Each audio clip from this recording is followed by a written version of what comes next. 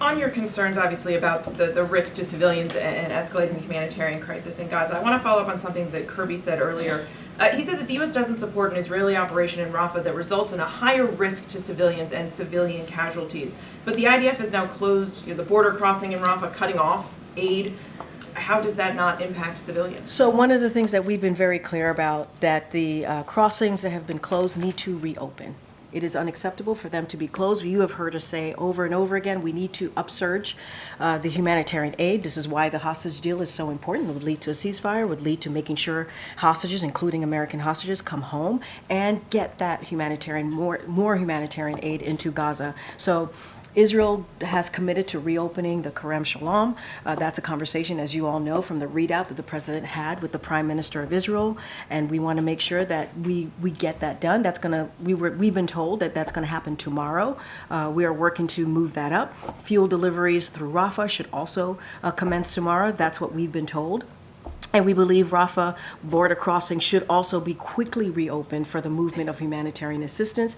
We are insisting that there should be no disruptions of humanitarian assistance flows. It is important. We know you all obviously have been reporting on this, how dire the situation is currently in Gaza, and we want to see these two crossings open.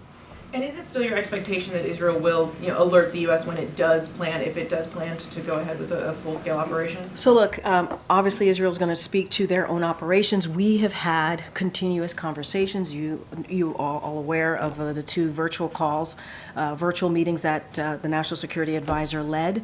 And so we're continuing to have those conversations, obviously, with our counterparts in Israel. The president had a conversation with the Prime Minister yesterday about the Rafah operations. Again, very, very clear here. We do not want to see a major operation happening in Rafah. We want to see a plan, a comprehensive plan on how Israel plans to protect the 1.5, more than 1 million civilians that are currently seeking refuge in Rafah.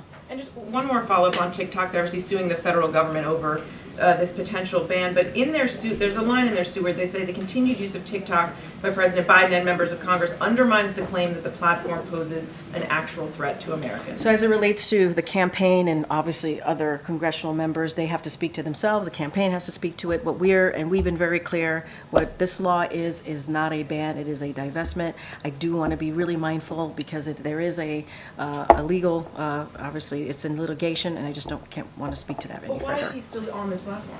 I would have to refer you to the campaign. As president, will he commit to not using it again? It is banned. We can't use it here in government, in federal government.